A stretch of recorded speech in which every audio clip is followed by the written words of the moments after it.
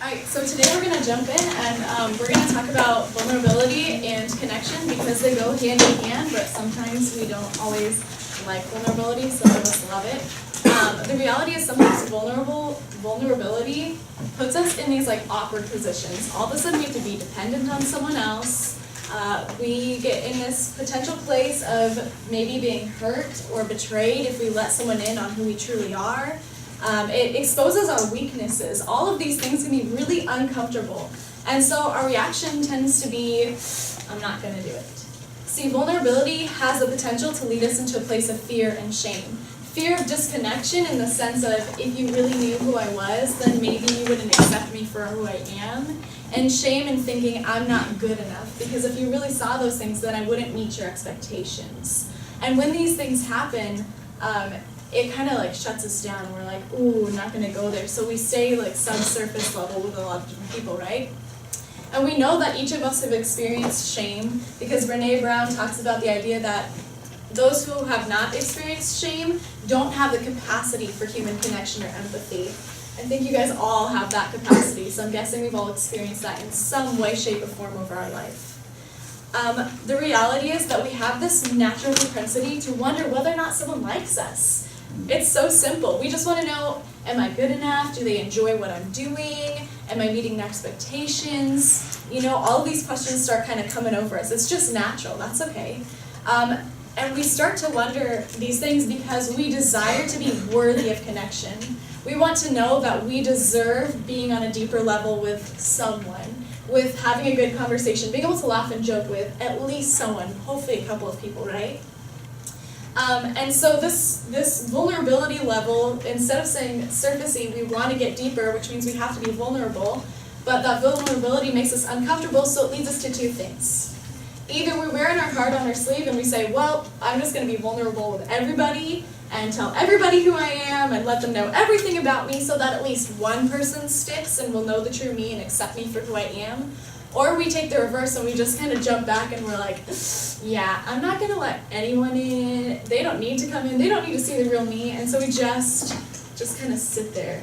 And neither of those are healthy. We need support in our lives. Our lives are crazy. They're chaotic. Life is a mess. It's unpredictable. There's such good moments, such sweet moments that we want to celebrate with people.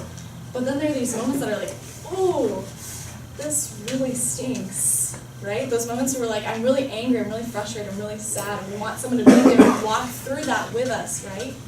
If you can picture it this way, I want you to picture yourself in the middle of a maze. And there's a whole bunch of different mazes, so you're in the middle of a maze and someone is trying to get to you, okay? So there's the simple maze. Not a lot of barriers. It's relatively easy to get in. It just takes a little bit of time. For them to get there, you want to make sure people are trustworthy. You make it in, Nathaniel? Yeah. Yes. So it took a little bit of time, but you get there. Then you've got the moderate maze. This one is a couple more barriers, a little bit more difficult for people to get in. Right? You want to make sure that you can really depend on them. Yeah, you make it in, Kelly? All right. Then you've got the hard maze. These are we want several people to get in, but we don't want everyone to get in. You know, we're gonna throw in a couple dead ends to see if people just retreat and try to get out of there because it's taking too long, or whether they stick it out and we can depend on them. Shoot, the difficult maze. We're like, you know what? We just go to the guidance. Where's the beginning? Oh, it's way before. Yeah, you're gonna slide over. It's up here in the top right. So for this one, you're like, I want one or two people in, but I really don't want to let everyone in. Okay, so yeah, so we're done. This is a maze, I promise. It is a maze. So for this one, you're like, yeah, I don't want anyone in. I just want to make them think that they're getting in. I just want to make them think that they're going to be able to get close, but it's not happening. And then you've got this maze. I can do that. That's bloody. So this one would be like, I'm standing right here, just, walk on in. I'm right here, literally, it's, like 4 turns. It's not that hard to get in, just kind of like the desert maze, just love me. Someone accepts me, right? So these are all of the different mazes. And I want you guys to just take a moment to write on your paper, out of all of those, which one do you think you tend to stand in most of the time? This is for you guys only. I just want you to kind of think about where you might be at. If you were to just kind of, in general, stand in the middle of one of those mazes, how easily do you let people in? Let people in to know those deeper parts of you.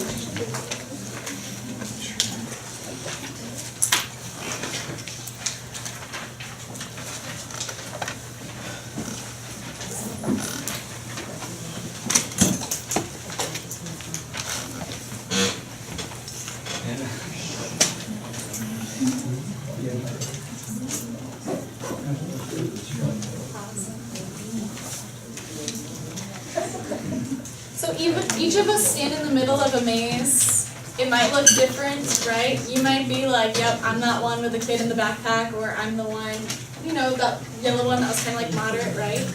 If you're like me, you not only stand in the middle of the maze, but you're at this control panel going, I'm going to be able to change it up on anybody that comes in. So as soon as they're getting close, if I don't like a move that they're making, they seem to be getting closer, I'm going to change the wall so it makes it even more difficult to get them in. I'm going to make sure I'm controlling how much they know, right?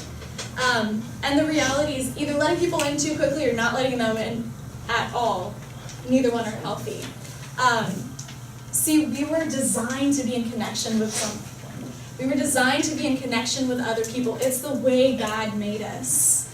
When you go and you look at blueletterbible.com, they use words such as unity, relationships, companionship, body of Christ, connection, community, fellowship, family, and together over 822 times.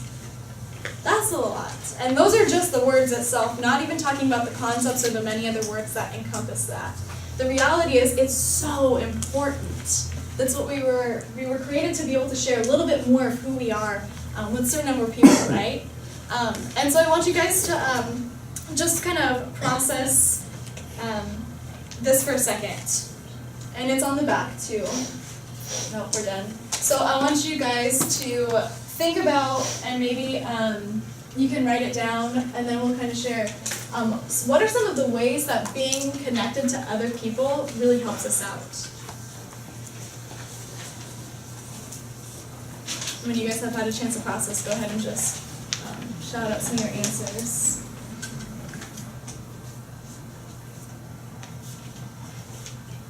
I guess somebody to lean on when you can't handle something yourself. Yeah, bearing one another's burdens, right? Yeah, absolutely. Anybody else? Having a community that you can rely on. Yeah, that support. And like the advice and the accountability, right? Yeah. Anybody else?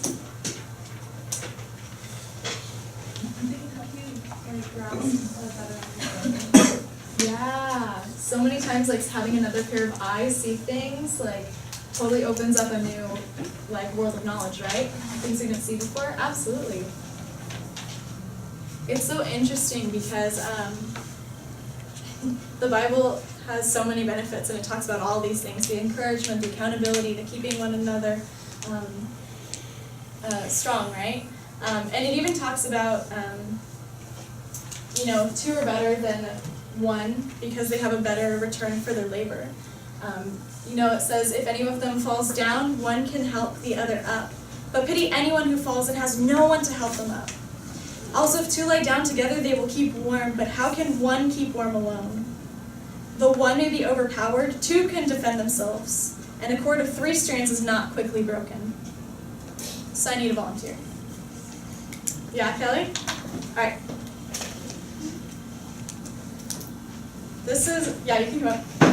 So this isn't a cord, it's a thread, but that's okay. This is one thread. Can you just break that for us? Yeah, go ahead and stand here so everyone can see. That's pretty easy, right? Yeah. All right, 2.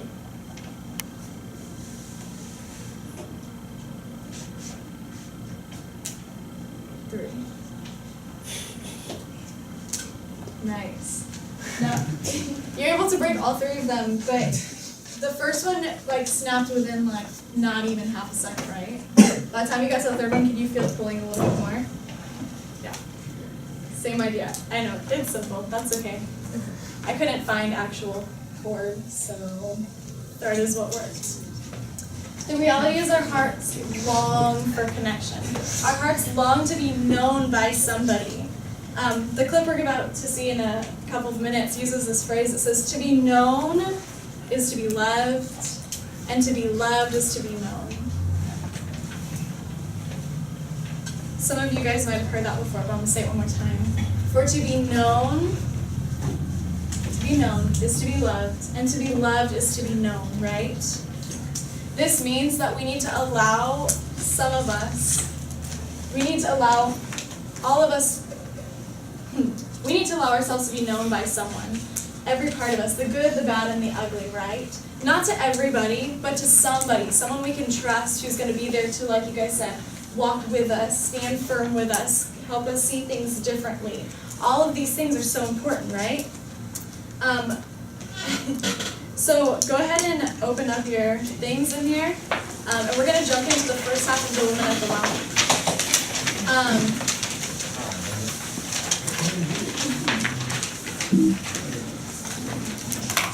Awesome. So before we jump in, some of the important things to know is the fact that because she's a woman, at that time it just did bring her to like a lower status. The men were thought of more highly, you know.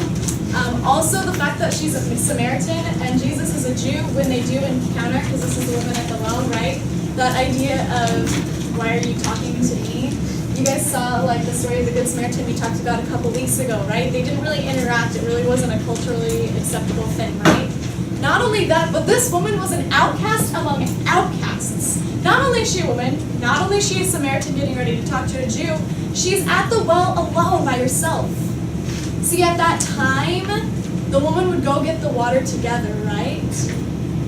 So for her to be there by herself means something in her past made her an outcast, brought her fear and shame, and other people did not want to be around her, so she had to go by herself. So then we see the story, and Jesus comes in, and she's getting ready to draw the water, and he says, hey, can you give me a drink? And so we see her response. She's kind of skeptical at first. She goes, how is it that you, a Jew, would ask me for a drink? I'm a woman. I'm a Samaritan woman, right? And so he starts to have this conversation with her, and he's like, well, if you really knew who I was, then you'd ask me for a drink, because I can give living water. You'd never be thirsty again. So she's like, oh, okay. Can I get some of this living water? Right? They're starting to become a connection. She was skeptical at first, once bitten, twice shy, right? But this connection's starting to happen. He doesn't seem to mind the fact that she's a Samaritan woman. So maybe her hopes are up a little bit. Could someone read for us, starting in verse 16, and then just go to verse 19? Yeah, thanks. Jesus said to her, go call your husband and come here. The woman answered him, I have no husband. Jesus said to her, you are right in saying I have no husband. For you have had 5 husbands, and the one that you have now is not your husband. What you have said is true. The woman said to him, sir, I perceive that you are a prophet. Perfect, thank you. Okay, so Jesus, after this conversation about living water, starts to tell her a little bit about her past, right?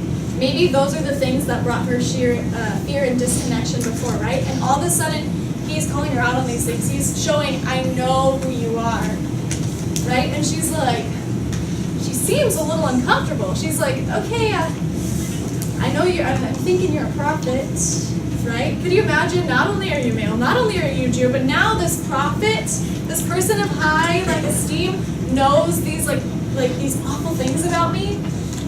How would that make you feel in that situation? Would you close off and be like, okay, I'm not sharing anything anymore. I've got to put on these airs, be the best I can be, so that way we keep this connection because it was so good at first. It's kind of interesting because as she continues on from that, after saying she's a prophet, she starts talking about the place of worship, right? She could be asking because she's like, wow, you're a prophet, I'm really curious. Or we could speculate and say, is she trying to distract him and change the subject? I don't need you knowing about my past and who I am. gonna stay away from that because that's uncomfortable and that's a vulnerable place to be in. So let's talk about something that I know you love. Let's talk about this whole place of worship thing, because it was like a debate between the Samaritans and the Jews of where it was, right? So she's kind of like, just by a raise of hands, maybe, how many of you guys have been hurt by someone that you thought you could trust, that you thought you could let in? You were betrayed by him, right? We all have in some capacity. And then we shut down, right? So maybe for her, she's thinking, I've been hurt before, so in order to avoid that, let's just get off of this. Just as you guys are thinking, what are some of our first reactions when we get hurt?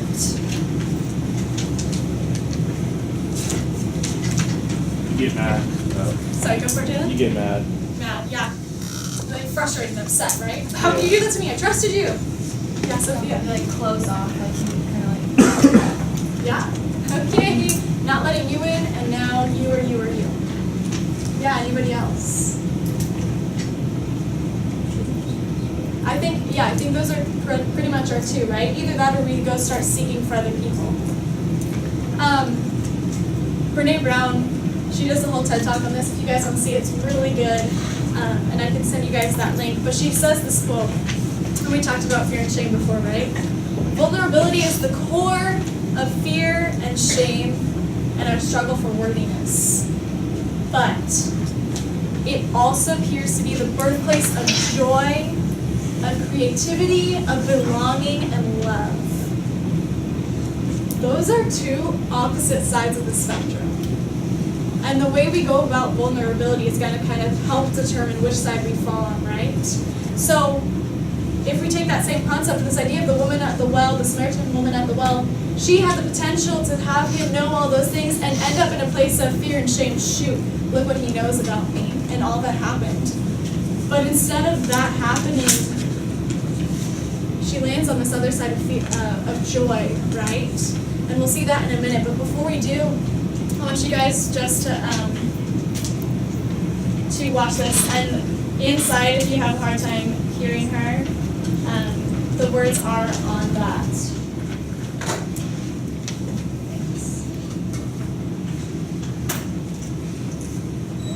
I am a woman of no distinction, of little importance. I am a woman of no reputation save that which is bad. You whisper as I pass by and cast judgmental glances, though you don't really take the time to look at me or even get to know me. For to be known is to be loved, and to be loved is to be known, and otherwise what's the point in doing either one of them in the first place? I want to be known. I want someone to look at my face and not just see 2 eyes, a nose, a mouth, and 2 ears, but to see all that I am and could be, all my hopes, loves, and fears. That's too much to hope for, to wish for, or pray for, so I don't, not anymore. Now I keep to myself, and by that I mean the pain that keeps me in my own private jail, the pain that's brought me here at midday to this well. To ask for a drink is no big request, but to ask it of me, a woman unclean, ashamed, used and abused, an outcast, a failure, a disappointment, a sinner. No drink passing from these hands to your lips could ever be refreshing, only condemning, as I'm sure you condemn me now, but you don't. You're a man of no distinction, though of the utmost importance, a man with little reputation, at least so far. You whisper and tell me to my face what all those glances have been about, and you take the time to really look at me. But don't need to get to know me, for to be known is to be loved, and to be loved is to be known. And you know me. You actually know me. All of me and everything about me. Every thought inside and hair on top of my head. Every hurt stored up, every hope, every dread. My past and my future, all I am and could be. You tell me everything. You tell me about me. And that which is spoken by another would bring hate and condemnation. Coming from you brings love, grace, mercy, hope, and salvation. I've heard of one to come who would save a wretch like me, and here in my presence you say, I am he. To be known is to be loved, and to be loved is to be known. And I just met you, but I love you. I don't know you, but I want to get to. Let me run back to town. This is way too much for just me. There are others, brothers, sisters, lovers, haters, the good and the bad, sinners and saints, who should hear what you've told me, who should see what you've shown me, who should taste what you gave me, who should feel how you forgave me. For to be known is to be loved, and to be loved is to be known. And they all need this too. We all do. We need it for our own.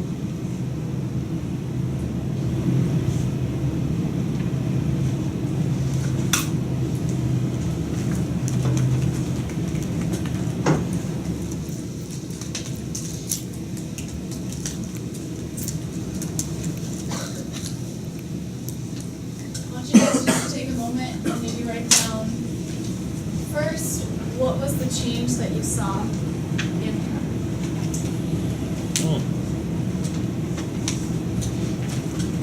I'm kind of fast, but.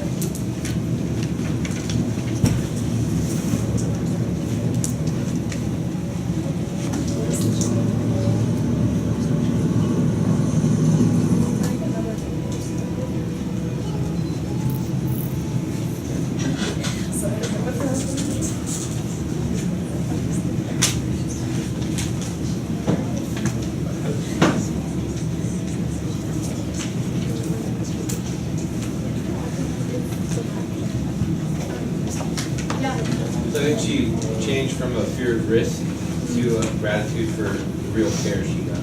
Yeah, absolutely. Anybody else? You guys agree? Yeah. And I think she also realized that what says, no drink passes when his hands are wet to very refreshing, only running on a trail to never now that he knows. And like she realized that she's loved and she actually knows. Yeah. So she was talking about how, there was this idea of like other people would condemn me. And you absolutely should. You're a man of like such importance, such high standards, and yet you don't condemn me. Right? So that's absolutely the change of like there's something different here. I feel like maybe I could trust you, maybe you're trustworthy, you're a safe person, right? And I think you covered that, Nicole. So this idea of safety, right? So she was like, okay, there's something about this man. There's something different, right? There's this idea, like Nicole was talking about, like he's starting to care for me. I'm seeing that he's trustworthy. I'm seeing that this is someone that it's okay to know this part of me. It's okay to see those things because I know that he's not going to just judge me, but he's going to walk me through this. And we see, even as we go on and we look at the rest of the verses, this idea of she runs back and she's like, guys, you need to know this. This guy came and told me everything about me. He said he's the Messiah. I think he might be telling the truth. You need to come see this. See, if she was fearful, if she was full of shame, there's no way she would have gone back to tell all these people who have already shamed her to come out. There's no way she would put herself in that kind of risk once again, right? But there's something so good about being known by something so freeing where all of those things were cast off of her and she was able to go back and say, this is important, I want you to experience this too. When someone knows you to that level and can say, hey, I accept you for who you are, it is so freeing. You don't have to hide anymore. You don't have to pretend and be a Rubik's Cube and say, okay, I'm home, I'm this person. Okay, at school, I'm going to be at this person, and then when I'm at church, I'm over here. You say, you know what, I'm okay with who I am. Somebody knows me, and the deepest part of me, the parts where I'm hurt, the parts where I'm broken, and they're accepting me anyway, and we're going to walk through this together. But it's hard to get to that point. How are we supposed to do this? How are we supposed to let other people in without getting hurt all the time? Without wearing our heart on our sleeves and letting someone else betray us like that? And that's my question to you guys right now. So again, you can write it down and just kind of process if that's the way you think. And then kind of verbal process. What are some of the ways that you can think of to let people in without getting hurt? How can we do this well?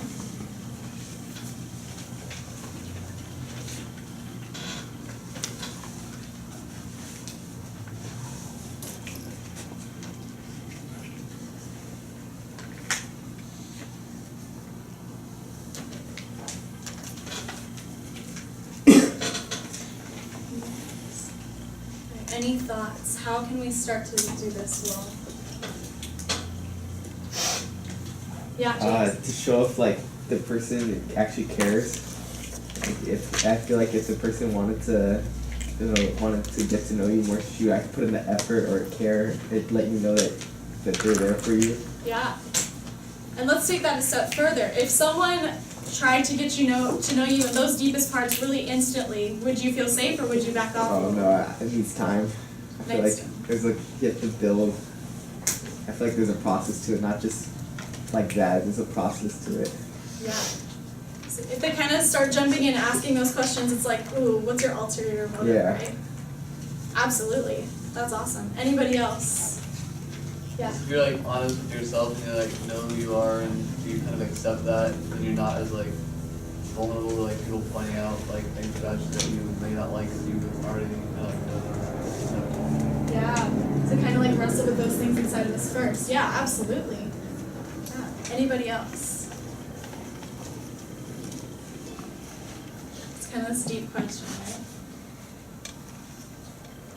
Beth Moore, if you've ever heard of Beth Moore, she does a bunch of women's Bible studies, and I'm actually going through one called Sacred Secrets. So good. But she uses this. She goes, authenticity with all, transparency with most, and intimacy with some. It's kind of hard to wrap our minds around, right? But we can picture it like this. This is not my lunch, although if you guys really love onions, you are more than welcome to have this afterwards. You have to understand, I like hate onions, okay? I like onions. You like onions? Yeah. This is all yours after. Thanks. Yeah, no, I got 2 of them for you actually, Thank just you. for you. Thank you. Alright, so this is an onion, right? It's not pretending to be a potato. It's not pretending to be an apple. If it did and you bit into it, you'd be like, this is so nasty. Well, except for Misha, he might be excited. Yeah, I like onions. He might say yes. Alright. So authenticity, right? So authenticity in our own life might look like that same idea we talked about before, right? This is who I am. I'm going to say I'm at school, church, home, with myself, you know. I am an onion. But onions have layers, right? And so when we start peeling back those layers, when we start peeling off all of this skin, we see that, okay, for the first 2 layers, the color changes a little bit, right? We start to see, okay, there's a little bit of a different color here, so maybe we're being a little bit more transparent with someone for the first time, right? We might be saying, okay, you don't need to know everything about me yet, but yeah, I'll let you know that I'm a little bit broken, that I'm struggling with this. You know, we always say, hey, how are you doing? You having a good day? And you're like, yeah, I'm having a good day, right? But you could be like, hey, you know, like, yeah, today's kind of rough. You don't have to go into detail, but you're being transparent about it, or like, hey, yeah, like, I'm struggling with this. You don't have to go into detail, right? It's kind of interesting because as you get deeper on an onion, you'll see that there's like these thicker pieces layered by this little filmy thing. You can kind of see that as transparency. You're going to be transparent about something and then get to a little bit to the meat, right? And so you just keep going, and each layer that you pull off is going to get closer to you. It requires a little bit of a different vulnerability, so you might be like, okay, with this person I'm going to share this layer and I'm feeling comfortable, and like James said, it takes a little bit of time to get there, right? With an onion, you might be like shedding some tears along the way because it's not always easy. Yeah? I don't know. I was trying to get away to bring cake in, but it didn't quite work as nice as an onion. Huh? Cake? I was going to try to make it like layers of cake, but I really am not a great baker. So then, and normally you wouldn't just like bust into the middle, right? It takes time. If someone really does cut through all those layers and is able to make it to the center, you're being transparent with them on a deeper level each time. Eventually you're going to get to that middle and that center core, right? And that's this idea of intimacy with some. That idea of you find like 1 or 2 people that you can really trust to see those inner parts of you, who aren't going to run away and who are going to say, okay, I've walked with you through those parts, I've gotten to know you little by little, and now we're finally reaching that middle that maybe not everybody knows, right? I'm not going to take the time to get to the middle, but you can kind of picture that idea. So being vulnerable, getting to know each other requires some like sharing, right? Here's the thing. We talked a little bit how we can recognize whether or not someone is safe, and James did a great job of recognizing the fact that it takes time, it's a process, right? Another way you can think about it, I'm gonna do this. Another way you can think about it is like steps. Okay, so these are our relationships, right? You've got person A and then your person B. And you're starting up here, right? Little by little, you make your way down, right? So you both started at the top. You just kind of got, like, you introduced each other, right? And then someone shares a little something, right? And then you share a little something more. And each step you go down, you expect this person to start walking down with you, you know?